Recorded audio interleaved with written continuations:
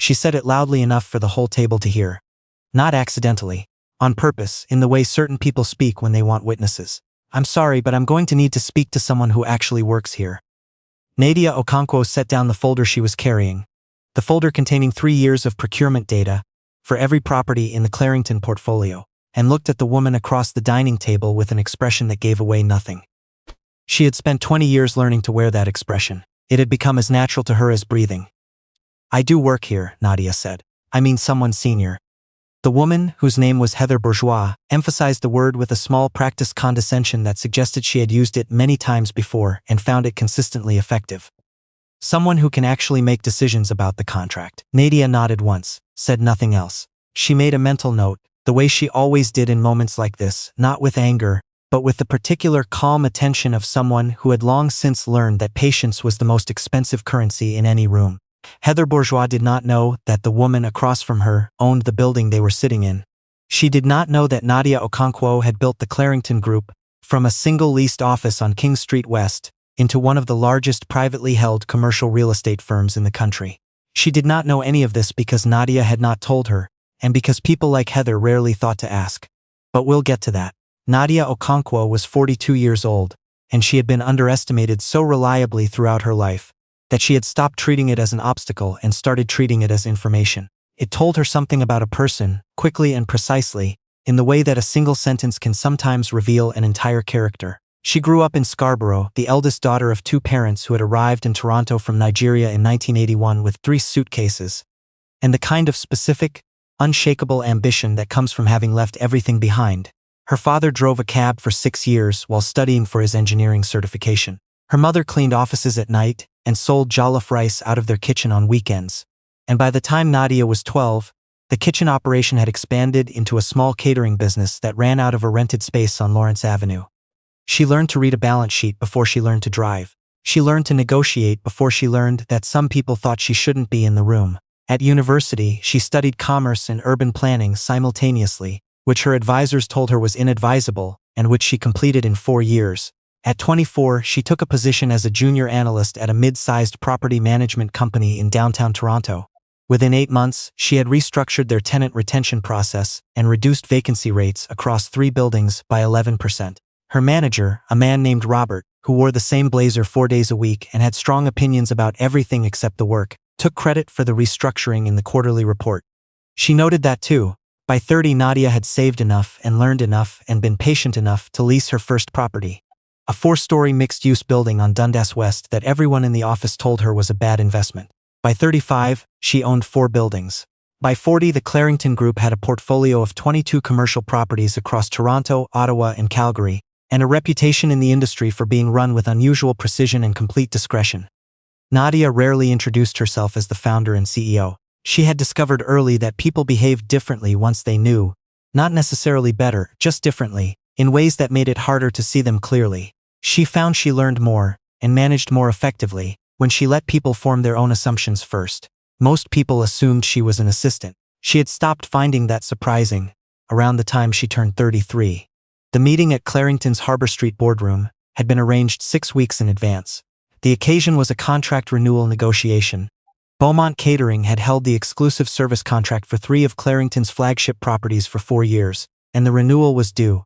Nadia had agreed to the meeting at the request of her operations director, a sharp and perpetually organized man named Theo Kamau, who had flagged that Beaumont's new sales lead was difficult, but that the contract itself was worth retaining if the terms could be agreed.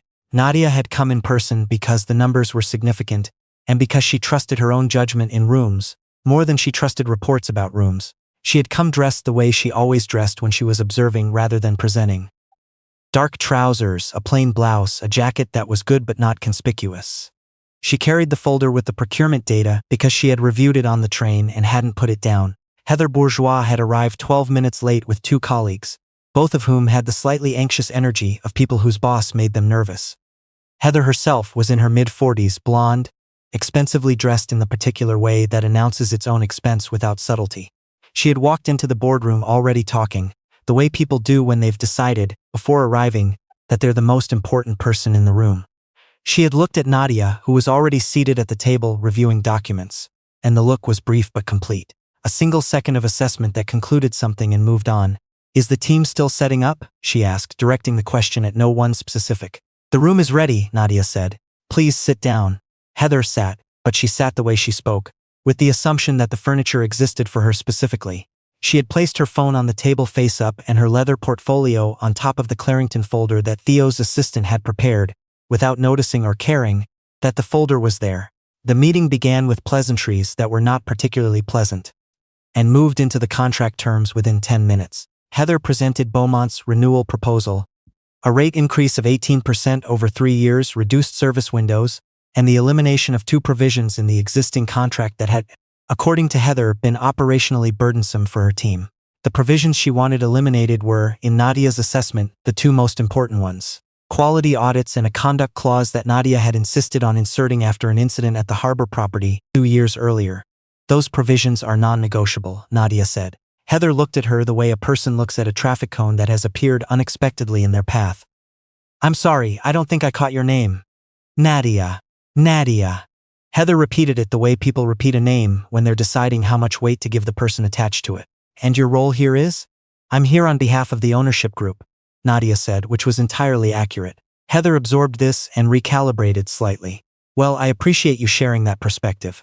But these are the terms our operations team has developed and they've been signed off by our CEO. So I think what I'd really benefit from is a conversation with someone who has decision-making authority on your side to work through where there might be flexibility. One of Heather's colleagues, a younger woman named Sarah who had been quiet since entering the room, and who had the particular stillness of someone trying very hard not to be noticed, looked down at the table. Nadia opened her folder. She set it on the table in front of her and said, "Let me show you something." She walked Heather through the procurement data, occupancy rates, service delivery metrics, the 2 incident reports from 2022 and 2023 that had generated the conduct clause, and the financial impact analysis that Theo's team had prepared, showing exactly what Beaumont's proposed 18% increase represented against market comparables. She spoke without notes and without hurry, the way someone speaks when they have spent considerable time with information and have no uncertainty about it. Heather listened with the expression of someone waiting for a pause long enough to redirect the conversation. When Nadia finished, Heather turned to her colleagues briefly, then turned back. This is all very thorough. I'm sure your team has done excellent work preparing it, but the decision on our end has been made at a senior level, and I don't think there's much point in going back and forth on details until we're talking to the right people. I am the right people, Nadia said. Heather smiled the way people smile when they're not really smiling. I'm sure you have significant input into the process, but ultimately someone needs to sign off on this, and I'd want to make sure we're in the room with whoever that is. I sign off on it, Nadia said. A pause. You're authorized to sign the contract? I own the company, Nadia said. I'm authorized to do most things. Silence arrived in the room the way silence does when something has shifted that cannot be unshifted. Heather's expression moved through 3 stages in approximately 4 seconds. Confusion, recalculation, and then, briefly, something that might have been embarrassment before it was replaced by a professional blankness. I see, she said. I thought Theo's assistant introduced me when the invitations were sent, Nadia said. She pulled up her email on her phone and turned it to face the center of the table. The invitation header read, "Meeting with Nadia Okonkwo, founder and CEO of the Clarington Group." Perhaps it didn't come through clearly. It had come through clearly. Nadia knew this because she had seen the original email chain, and Heather had responded to it directly. Sarah, across the table, made a very small sound that she converted immediately into a cough. Well, Heather said. She straightened her portfolio. That's helpful context. Nadia said nothing. She had found over many years that silence in moments like this was more useful than anything she might have said. What happened next took about 20 minutes, and involved significantly less bluster from Heather's side of the table than the previous 40 minutes had contained. The conduct clause stayed. The quality audit provision stayed. The rate increase was negotiated from 18% to 9.5% over 3 years, with a performance review at the 18-month mark. Heather agreed to all of it in the clipped, efficient way of a person who has decided the most dignified exit from a situation is to move through it as quickly as possible. At no point did Nadia mention the beginning of the meeting. When it was done, Heather gathered her things and her colleagues and offered a handshake that was firm and professional and gave nothing away. We appreciate the partnership, she said, which was true in the particular way that contractual necessity makes things true. Nadia shook her hand. We'll have the revised terms to your legal team by Thursday.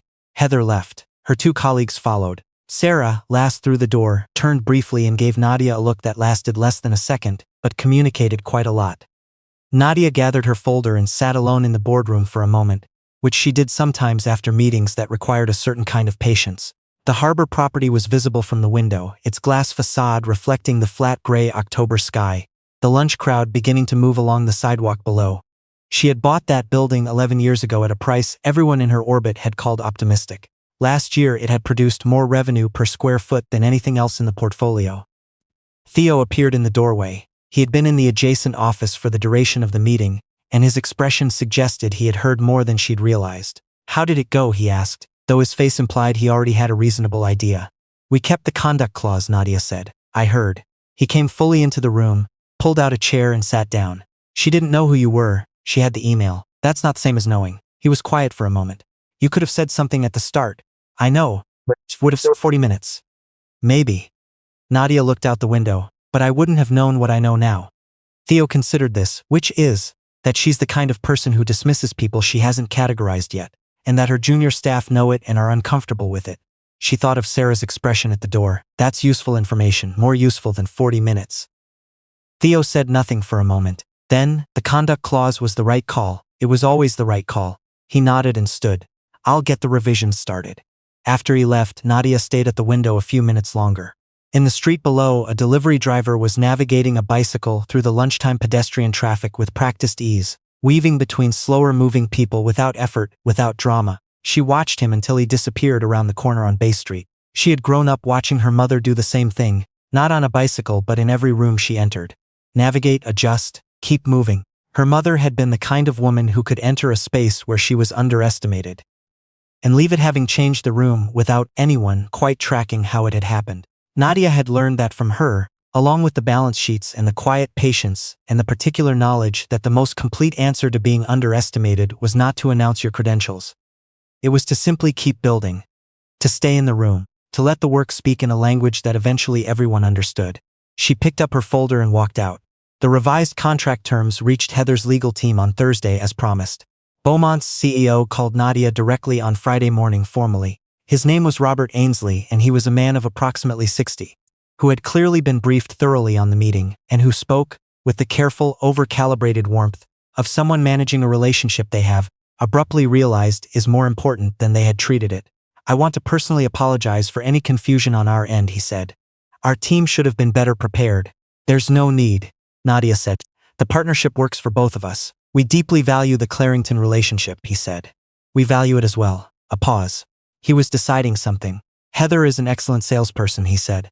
"She can sometimes be," he chose the next word carefully, "direct. Directness is useful in sales," Nadia said, which was true, and which gave him what he needed to get off the phone without either of them having to name what had actually happened.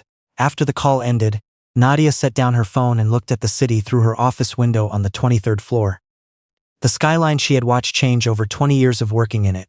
The buildings she knew by address and by story, the ones she owned and the ones she had passed on, and the ones she still thought about sometimes when the light was right.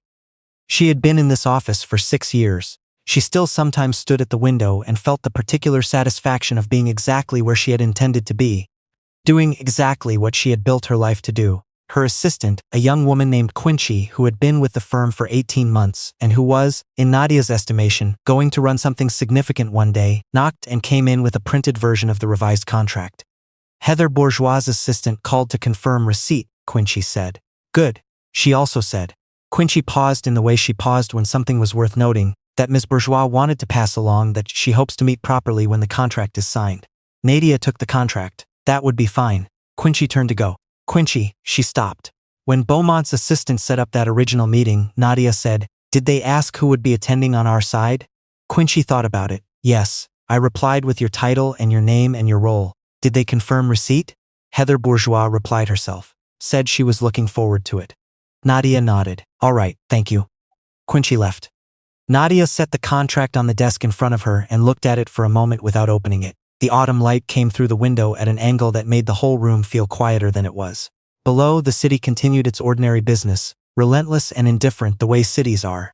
She signed the contract on Monday and sent it back the same afternoon. The language was clean. The terms were exactly as she had needed them to be. The conduct clause, the one that protected her staff and the integrity of every space that bore the Clarington name, was there on page 7. Exactly as she had insisted, exactly as it had always been since the day she had written it herself after staying late one night in a property she owned, watching the security footage from an incident no one had thought to tell her about until it was almost too late. That clause had been questioned in every contract renewal conversation for 6 years. By lawyers, by sales representatives, by CEOs who called on Friday mornings to apologize through the specific phrasing of people who have been briefed. It had never been removed. Some people, Nadia had come to understand, would enter a room and see only what they expected to see. They would look at a woman who had not yet introduced herself and decide what she was capable of, what she was allowed to decide, what rooms she belonged in. And sometimes, not always but with reliable consistency, the most complete answer to that was not a speech, not a demonstration, not even the moment of recognition across a conference table when the calculation finally caught up with the facts. It was just the ongoing, unglamorous compound work of building something that outlasted the assumptions. Of staying, of continuing, of signing contracts on Monday afternoons and sending them back the same day, because that was the job, and she was very good at it, and she had always known it, even when the room had not. She drove home that evening through the early dark of October, the highway moving steadily north, the city falling back behind her. The radio was on, something quiet, a jazz station out of Ryerson that her daughter had introduced her to when she was 17, and which Nadia still listened to 15 years later, because some things that are given to you stay. 23 properties, 3 cities. One clause on page 7 that said, in language her own lawyer had drafted and she had read 4 times before approving, the dignity of every person working within these premises is a non-negotiable condition of this agreement, and its violation constitutes grounds for immediate termination. She had written those words herself, actually, in an email at 11 o'clock on a Tuesday night, and her lawyer had translated them into contract language and told her it was unusual, and she had said she didn't care. She still didn't. The Clarington Group had operated under her ownership for 12 years. Every single contract had been worth it. Every single room had been worth being in. This one, she thought, as the highway opened up and the city lights receded in the mirror, had been worth it in a particular way. Not because of the clause, or the numbers, or the moment. Heather Bourgeois's expression had moved through those 3 stages in 4 seconds.